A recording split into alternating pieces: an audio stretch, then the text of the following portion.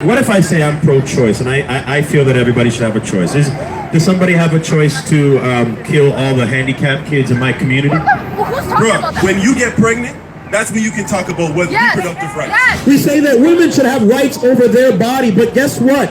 There's another body on the inside. Well, I wasn't ready, so I'm going to kill the child. Or I can't afford it, so I'm going to kill the child. Or my husband or my boyfriend left me, so I'm going to kill the child. It's always about me, me, me. But what about the life that you just brought into the world? Christ's forgiveness of Christ's forgiveness. Christ's forgiveness. Christ's forgiveness ministry. Christ's forgiveness Ministries. I know a lady that had an abortion when she was 15. Why am I an a-hole? Why? Because women have the right to choose, you little a-hole. And I mean, I watch you every day go by when I go by. And all you do is preach your bullshit. You know what? So is that religious discrimination by calling my religion BS? No, that's an opinion. I'm not discriminating against you. Go ahead. Okay. Preach your bullshit. Can I ask you one question? No. No, I know. Okay, that's okay. We got people that are angry, that have opinions, that can't substantiate their opinions. It's okay. This man says women have a right of choice. I'm going to say that I'm pro-choice as well. I'm pro-choice to the point that I think it's okay to kill the lady that walks in my community. I'm pro-choice. I'm pro-choice to allow a man to rape his young son. I'm pro-choice. You know where you're wrong? Where am I wrong? We don't have the right to remove organs. God bless you. God bless you. We don't have the right to remove organs from dead bodies, right? Unless they've signed up to be a donor. Okay. So when you say women don't have the right to abort babies, which may have been conceived through rape, through unplanned pregnancies, any form of violence, you're saying that women have less rights than dead bodies. Now you justify that. Explain that again. Please say that one more time. I'll explain it again. We do not have the right to extract organs from dead bodies if they will save lives, right? Unless they've signed up to be a donor. Okay. So we respect the dignity and agency of dead bodies more than you're saying we ought to respect the dignity and agency of women. Brother, I don't follow you because, okay, here, I'm listening to you. I don't follow you because somebody's dead. Tell them what's up. Somebody's dead. Tell them what's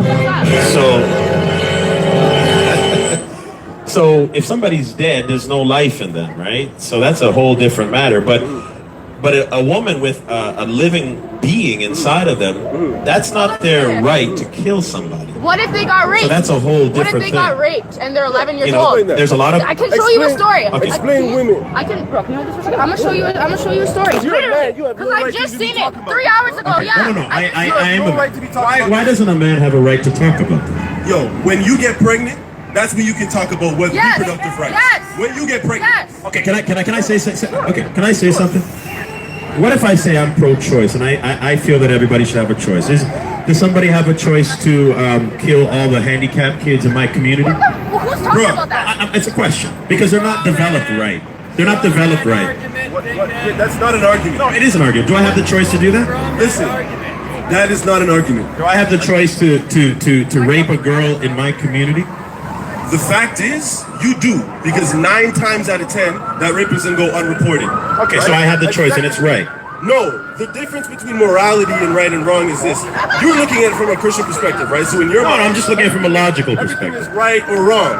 But you don't realize that there's gray area in between, bro. You're a man. Is there a gray area to rape somebody or to kill somebody? You are a man, are you not? I'm a man. Okay, so let's say, as a man, you should not speak on behalf of women.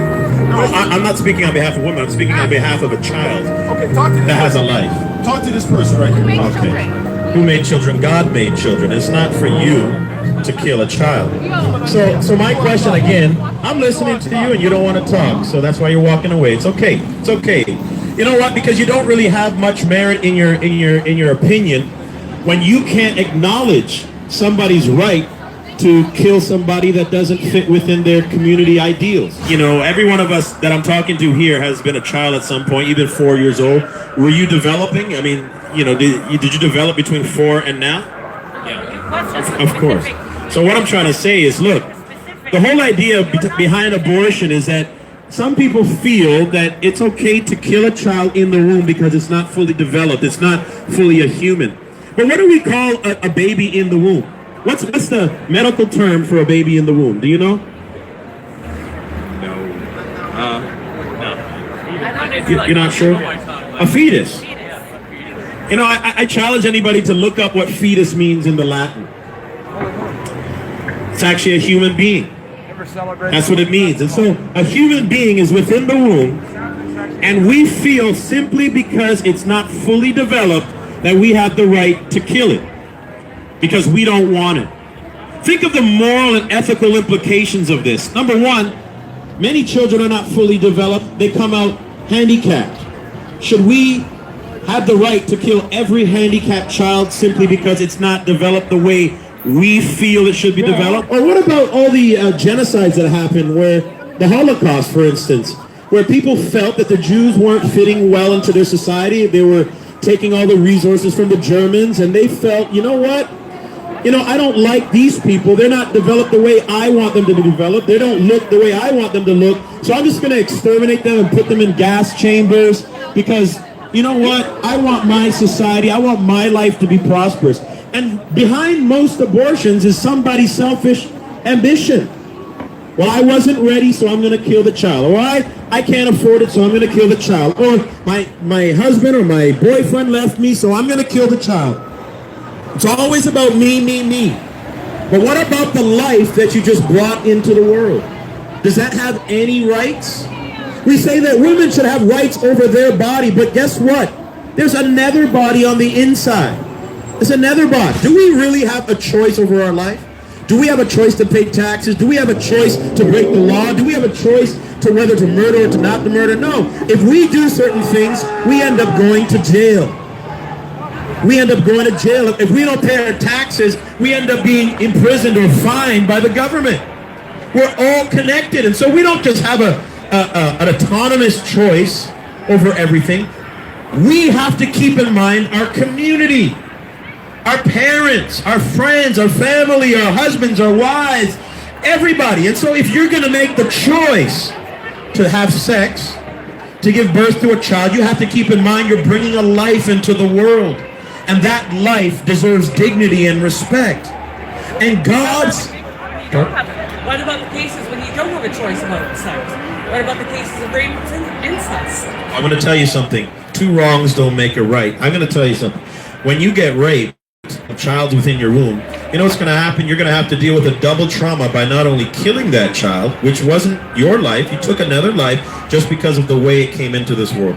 Listen, imagine I said that everybody that came into this world in the wrong way, we have a right to kill.